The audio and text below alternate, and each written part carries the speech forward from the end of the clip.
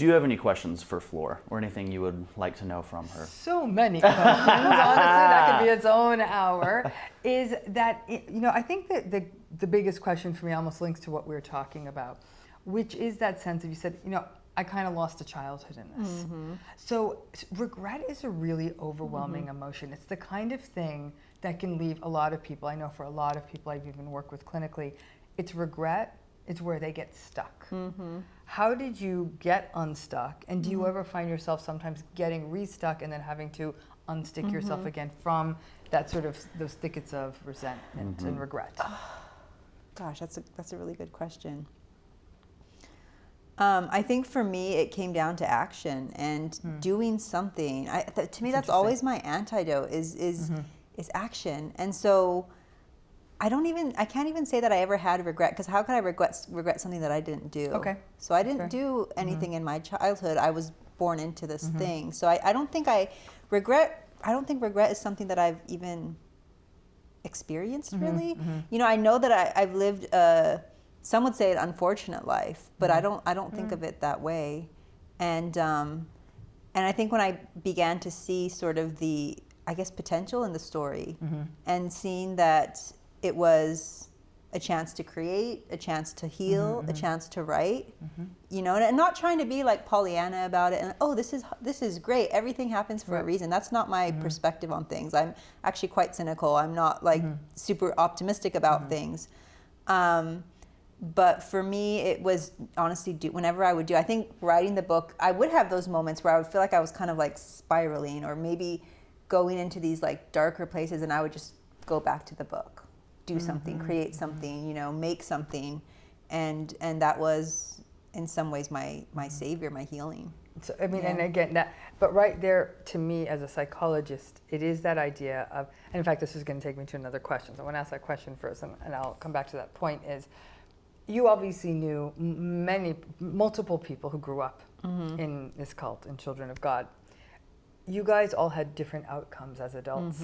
Some of you fared better than others. Yeah.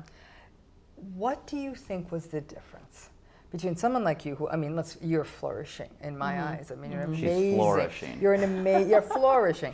There's a brand for you. You can make kombucha and sell That was a good one. I've heard so many of my name, and that's an original. Yeah. But you're an amazing woman. You're doing amazing work. This is one of many books, I've no doubt, they're going to be your career. However, others are not. What do you think, to the degree you may or may not know, are some of the differences between you coming out of that flourished and others who coming out of growing up in a cult are not flourishing and in fact might be struggling or worse?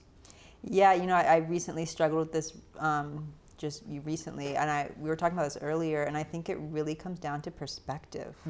I have some siblings that really aren't doing well at all, and they're doing worse and worse, and we're getting older, and there's some people you can't help, and you have to realize when you cut your losses, and you have to know when people want help, and if you can help them, if you're in a place where you can help them. But when I see other people who have come from the same place as me, it doesn't mean that I had it easy. No. I don't want people to think that I'm sitting here pretty and, everything just came, it was so natural. It was hard. That book took me 12 years to write. And I still struggle with many different things. That book ended, I've lived a whole life after that. And I've had plenty of adult struggles, and things don't get easier as you get older. And so it hasn't been easy at all. And I've had to fight.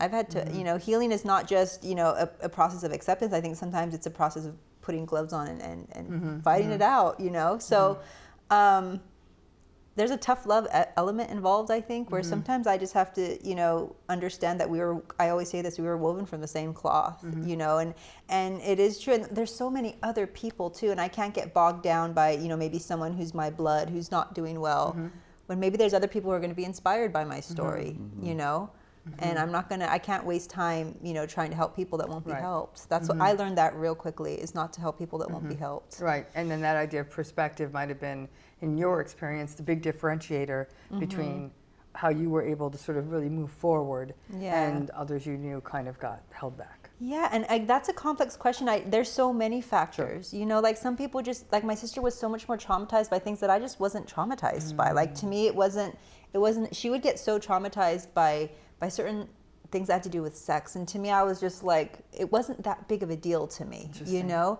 And I think it's somehow maybe psychologically, you know, and she's done a lot more therapy than me. And she's really struggling.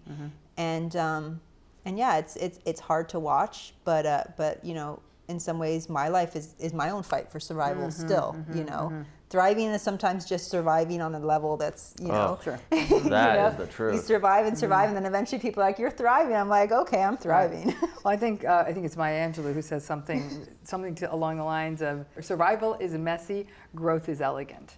You know, is that this idea that surviving is really scrapping. It's like getting up, making sure you get fed, not letting life kick you down. So, you know, and growth is this idea of a much more elegant, exalted process. But that's a hard place to jump to. And you know, I'd assume there would be a huge individual differences. And anyone who's in mental health will say we've heard very traumatic childhood histories out of people, and yet those people have gone on and moved into very empathic, compassionate, productive, pro-social adult lives.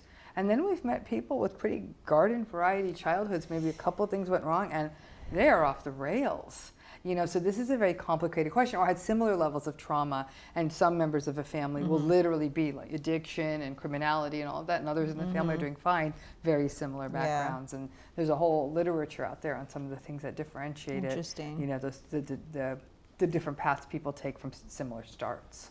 Well, when we talk, go ahead. There's choices that you make, and I don't even remember all of them, but even just, sticking it out, I mean, you would know writing a book is no easy task. Annie Diller said it takes 100% of your intelligence to write a book. It's not something you just kind of like, you know, do it as a hobby, or I just randomly wrote a book. But it was the everyday, you know, going back to it, and it was fighting your own demons. You know, I had to do that. It's not like I just, you know, scraped through and was like, I do say I'm lucky, but I also had to fight for it. And I think I remember those moments and know that, again, we all have it in us. You know, I think we innately know what's good for us. What's Working Show with Kelly and Kaya.